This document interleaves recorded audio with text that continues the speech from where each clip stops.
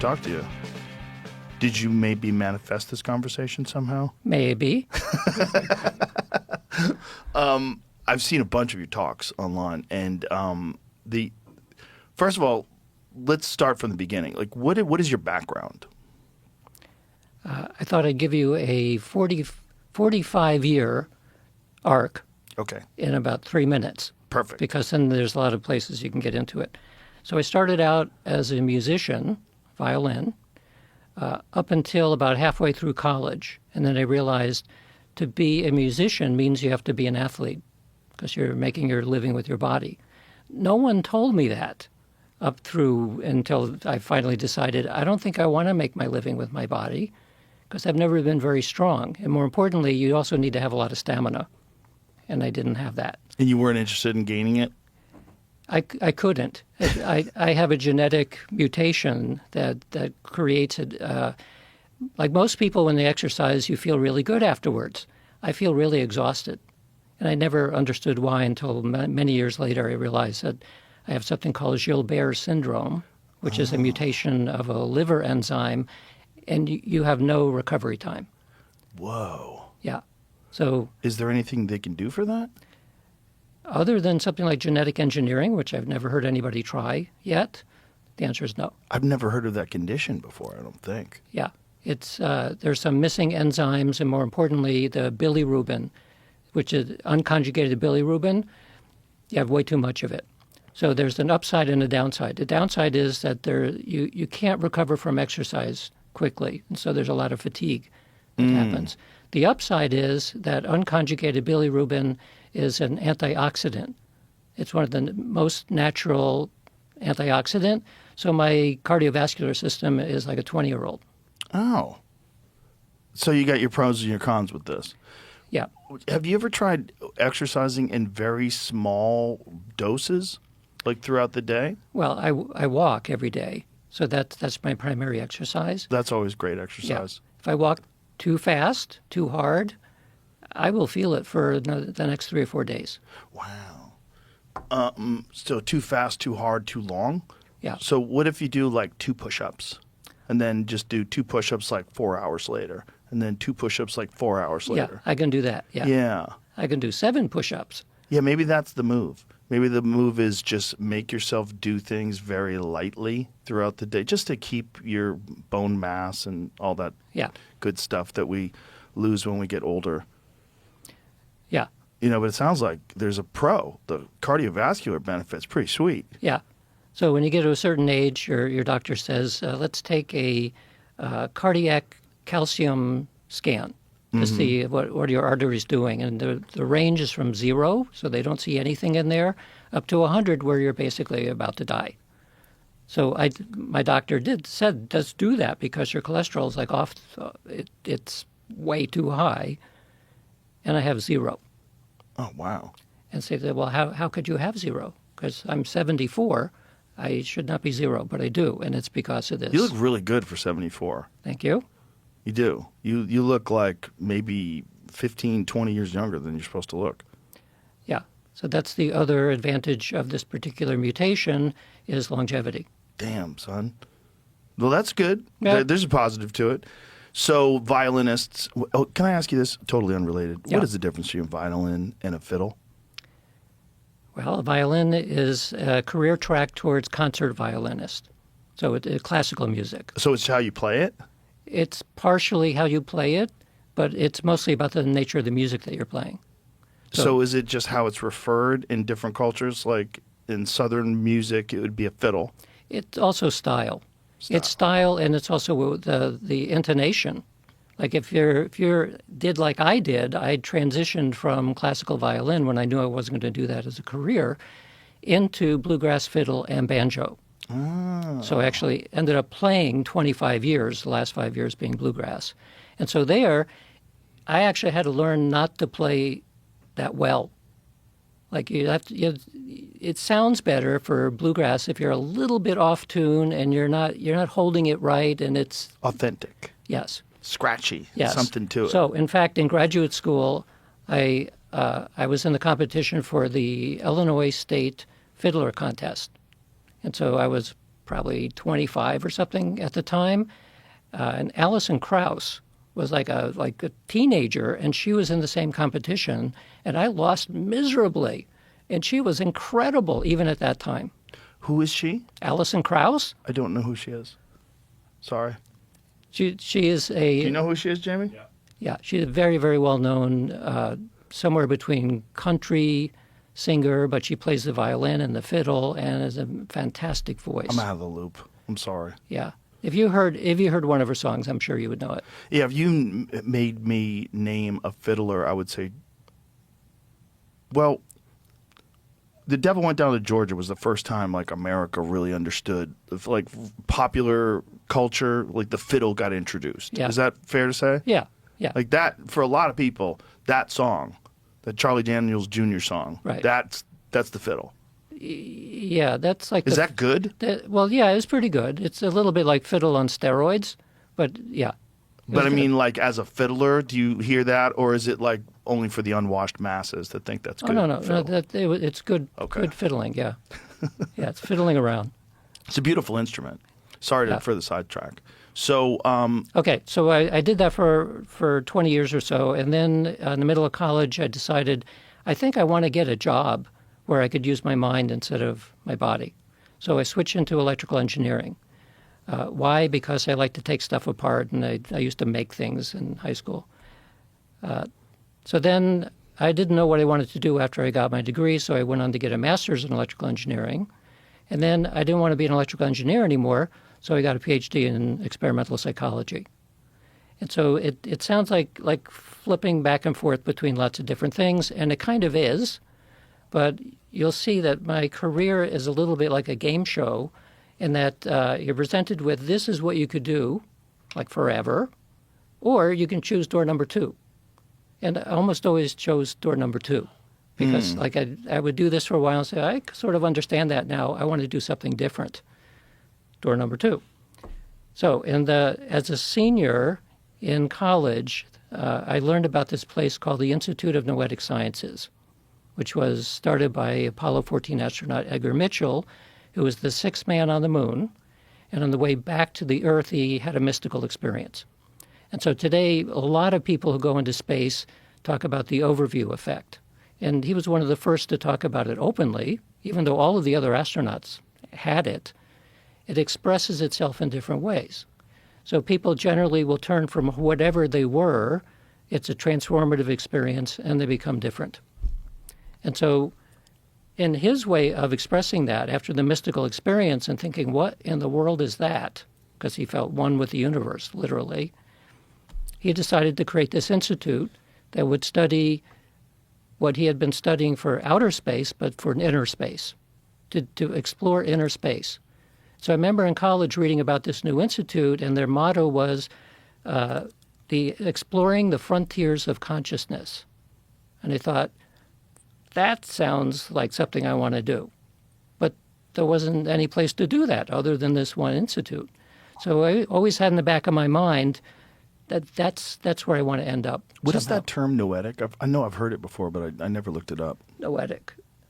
So noetic is a feeling of intuition, except that it carries a sense of certainty that the intuition is correct. So intuition is knowing something without knowing how you know it. It just sort of arrives. But it's knowing with certainty. And more often than not, the certainty is correct. So people talk about downloads in meditation and other places. That's what that is.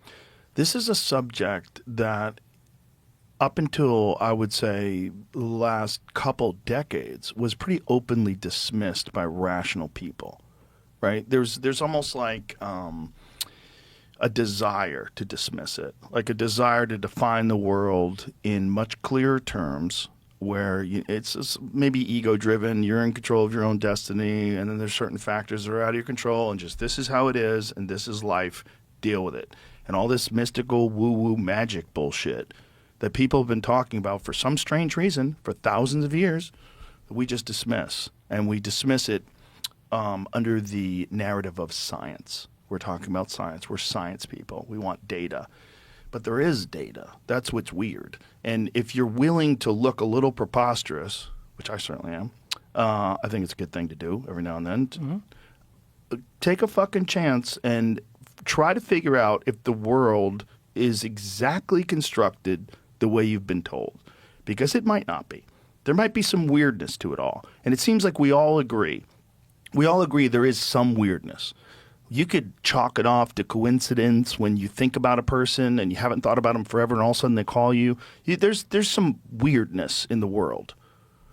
There's some weirdness in the world, like knowing not to do something and then something happens. And there's some weirdness in knowing something's going to happen and you ignore that feeling and then something terrible happens. You're like, fuck, I knew I shouldn't have gone there. There's weirdness in the world. And it's not necessarily just pattern recognition and understanding scenarios because you've experienced them before. There's something to that too. That's part of it too. But there's also something else. There's some weird connection that people have. There's a thing that when you know someone's mad at you and they don't say anything, you're like, what is this fucking weird energy I'm getting off this guy? There's some stuff we're experiencing in the world that you can't put on a scale. You can't put a tape measure to it. You know, you can't measure its density, but it's there. There's something. Right. And we have a very limited amount of senses in terms of our ability to see, feel, touch, smell. It's not enough. There's probably some other stuff out there we don't have the tools to measure, but it impacts us. But we do have the tools to measure. So that's what attracted me to the rest of my career. Because exactly for the same reason you just said, that people have experiences. Oftentimes they feel pretty strange, and so they start looking for, well, what is that? So if you go to a conventional science spokesperson, they will echo back exactly what you're saying. It's coincidence, it's frailty of memory, all of that stuff. But I learned early on, even in college, that there is a branch of science that has studied these things. I mean, it's been going on since the late 1800s that the scientists have been interested in these kinds of phenomena. And science is really, really good at taking even strange subjective experiences and figuring out, is that a coincidence or is that, what is that? Is it real?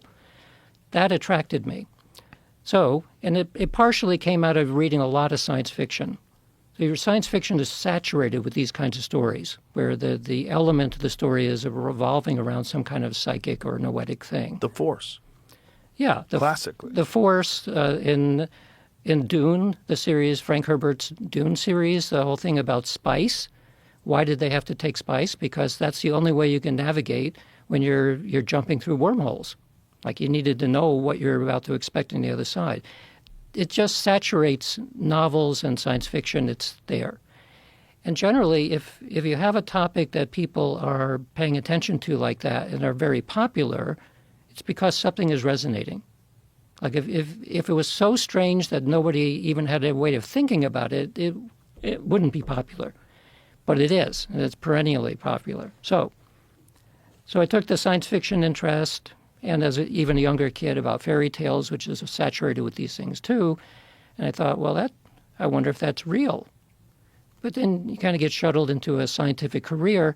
And one thing that happens for fledgling engineers and scientists, and for a lot of other academics, is that you're being taught a set of assumptions about the way that the world works, called materialism or physicalism. And the thing is, you're not taught that that is a set of assumptions. You take it for granted after a while, because after you go through college for 20 plus years, and no one ever mentions that we're working under a set of assumptions, named materialism, and no one ever talks about the philosophy of science, which is all about studying the assumptions and are they correct. Once you do start studying the philosophy of science, you find out that there's lots of different ways of understanding reality. And so there's the whole materialistic side, which is really, really good at explaining aspects of the physical world. It gives us these kinds of technologies. But it doesn't explain subjective experience at all. And so that's like the existing number one mystery in science today, because you have to challenge the idea that materialism is all there is. And so people have weird experiences. They're talking about a more comprehensive way of understanding reality. That's what's going on. And so that's why I end up writing a book like this. So the magic here is not stage magic. It's the real magic, which we don't have a name for yet. When they first started studying this in the 1800s, what were they specifically trying to isolate or figure out? Well, just like today, people would see apparitions. They would have the sense that there were telepathic connections between people. They'd have precognitions. And there was the beginning of figuring out ways of using experimental science to be able to study these things under controlled conditions. And the word control is important because it means you exclude coincidence by the design, and you exclude leakage of information. You exclude all kinds of things. So the only thing left over is if that telepathic thing was real, then we'd be able to see it in the lab. And the short story is, yeah, so we're now 150 years past that, and we have very, very strong evidence that telepathy does exist. So what was the first evidence that they were able to get out of these initial experiments? They used to call it thought transference. And so the methods they were using then would not pass muster today. They would have like two kids who say, we can do telepathic transfer between us. And then many times they would find that the kids were using some kind of signal. And so that wouldn't work today. Today, people have to be strictly isolated.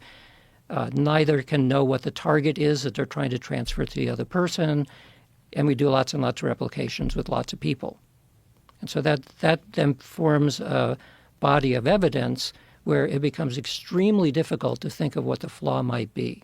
And in fact, if you ask skeptics about it, who know the literature, their usual response now is either there's no plausible flaw that they can identify, because a lot of time has been spent to figure out what might be a flaw.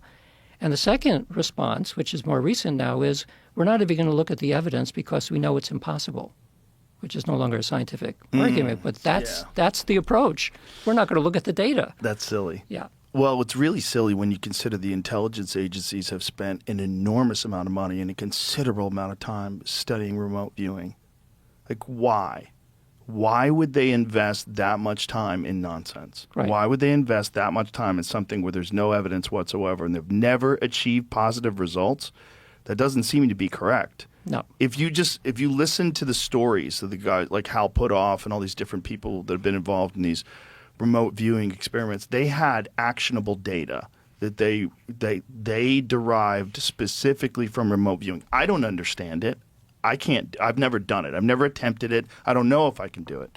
I did it once. We had an experiment on a television show that I did where we had this guy who claimed to be a remote view this area, and he was off. But it was also under duress with cameras. Like, is that the state of mind that you want to be in when you're trying to remote view? No, that's not ideal at all. And that is a factor, a major factor in whether or not you can understand intuition.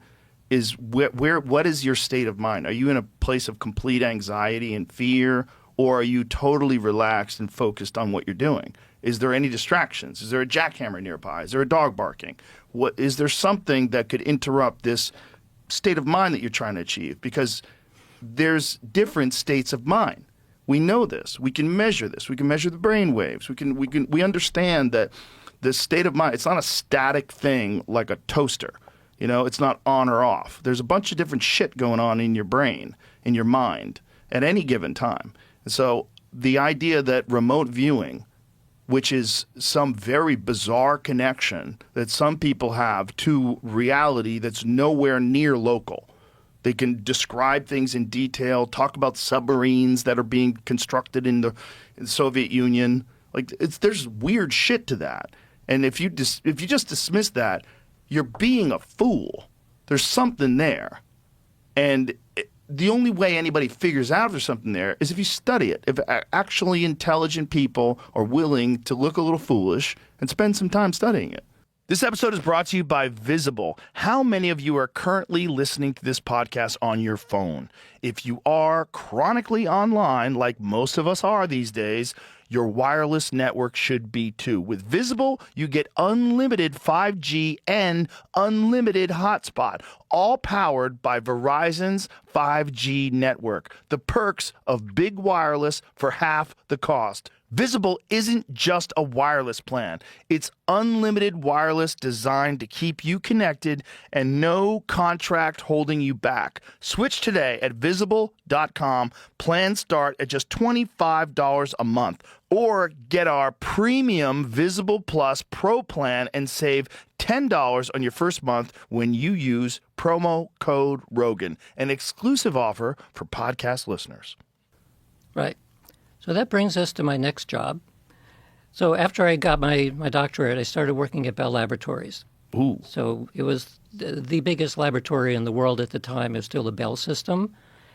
And because I was interested in these kinds of things, for some of my time at Bell Labs, I started doing little psychic experiments involving mind-matter interaction and also involving precognition. So there's an ongoing link here that goes back to the Institute of Noetic Sciences in a strange way. Edgar Mitchell gave the first money to SRI International, which is where Hal Puthoff and Russ Targ was, to do remote viewing studies. He also brought Uri Geller to the United States, and he brought SRI and a bunch of other places, including Bell Labs. So when I was working at the labs, I knew that there had been people who had seen some of the stuff that Geller did, and I was doing these little psychic things. So I asked for permission to be able to present some of the work I was doing at an annual conference of the Parapsychological Association, which is an affiliate of the largest scientific organization in the United States, the American Association for the Advancement of Science. So many people don't know that the Parapsychological Association is one of the 200-some affiliates of the AAAS. It's a legitimate scientific organization. So I did this precognition test. I asked for permission, and I got permission not only to give my presentation at the conference, but to use the Bell Labs imprimatur. So I was giving this as some guy from Bell Labs talking to this audience. Unbeknownst to me, there were a few people in the audience who came up afterwards, and one of them said, if there was an opening, would you be interested in joining the Stargate Program? Whoa. And so that was an offer I couldn't refuse. That's one of these cases of you have this door or you have that door. Well, that door looked really interesting because it was known at the time that there were people at SRI doing this sort of thing, but the classified portions were a rumor. Like nobody knew what was really going on. Right. So I took a leave of absence. That must have been exciting. Yeah. You get that offer? Yeah. Stargate? Yeah. Are you kidding? Holy shit. So I took a leave of absence for 1 year from Bell Labs. And so I went to SRI International. Hal Puthoff was my boss. And then Ed May, when Hal left in 1985, Ed May took over. He may not be a name that is known as well, but he was the director for 10 years. And so I worked on that project, and it took a long time to get the clearances because, first of all, I didn't know anything about classification or anything, but I figured, well, maybe it's just secret. No, it's just top secret. No, it's top secret SCI. No, it's top secret SCI Special Access Program, which means there's literally a book that you have to sign, and you can see all the other people who have signed that book. Special access means even if you have a top secret clearance, you cannot know about this place. You cannot know about the code word. The code word was classified. So, I mean, which seems kind of odd because if you have a code word, it's not saying anything. But nevertheless, that's how it worked. Wow. So we were the research side of people who talk about Stargate. Mostly they're talking about the military side, the operational side. Well, we knew what they were doing, but our mission was different. Our mission was figure out those questions that you're asking. How does this stuff work? Like, is it real? Yes. Some people are very talented. What are the limits of it? Can you block it? Can you shield it? Can you do camouflage? And one of the main areas was, what's the difference between someone like Joe McMoneagle, who's a superstar in this area? Why is he any different than anybody else? Because, like, when I first met the Ingo Swann and Joe and a bunch of other people, they were so different than my stereotype of Madame Zodiac that they, like, I say, you got to be kidding. These people are remote viewers. They're just like guys and gals. And so every method was used to try to figure out, is it psychological difference? Is it physiological? Is it medical? What is it? And the answer was, we couldn't find anything. Now, there may be some background about the people themselves, but in terms of finding out something that we could use to select, because the Army and others were interested in getting lots of other people who would be talented too. So there was no consistent factors? No, there wasn't anything. Wow. So that seems crazy. Except maybe talent. Two things, talent and openness. So talent is natural talent. It's partially based on genetics. And openness is a psychological trait where you're simply open to experience. So people who tend to have like a certain way of thinking about things and are not open to other stuff, they block it. They could block it real good. People who are open to experience and willing to try new things, they in general tend to do better. So that brings us to talent, which I'll get to a little bit later, especially about the genetics of talent. So we didn't have the genetic tools at the time. Now we do have the genetic tools. And so we've done a couple of studies looking for what we call the psi gene. So we think we're onto something.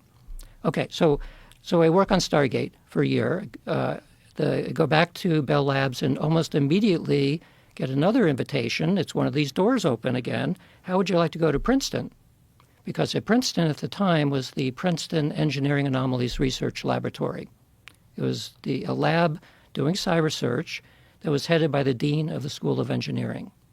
And so that lab went almost for 30 years, doing mind-matter interaction, doing remote viewing, and a bunch of other stuff at Princeton. So my position was in the psych department, because that's where I had my PhD, but to lead a program among many departments, one of which was the Pear Lab. And the idea was, in order to have any chance of beginning to understand this stuff, you need to pull in every discipline because it's way too big. It's too complicated for a single discipline. So we had the philosophy department and the psychology department and civil engineering and the Pear Lab and a bunch of other departments. My job was to sort of corral it together to create multidisciplinary research projects. And I was told on day one, that's impossible. This is a job you cannot do. Well, why? I mean, we had the money for it. And the answer is that in the academic world, you succeed within silos. You know an enormous amount about a very particular kind of topic. Like even in the psych department there, you have cognitive psychologists, perceptual psychologists, social psychologists, and on and on and on. They don't even talk to each other because it's outside of your discipline, outside the little silo. My job was to sort of mash it together, and it was ridiculously complicated. Was there resistance? Oh, my God. Resistance is not quite strong enough. It's like each one of the departments was getting money from this big grant that we had, so they were willing to play the game. But when it actually came down to doing some kind of a cross-filtering, no. Why didn't they want to collaborate? Because everything of value in the academic world is in your silo. And so if you're trying to work across silos, again, even within the same department, social psychology and perceptual psychology might not even talk to each other. And their offices are right next to each other. But that's simply the way that's insane. Yeah, but it sort of makes sense when you think about it. To become an expert in something takes 20 years from the university and then the rest of your academic career just to keep up with it. So it kind of makes sense that you don't want to start turning your attention off to something else because you're not in that department anymore. So it's a problem, and it's always been there. It's not getting any better either.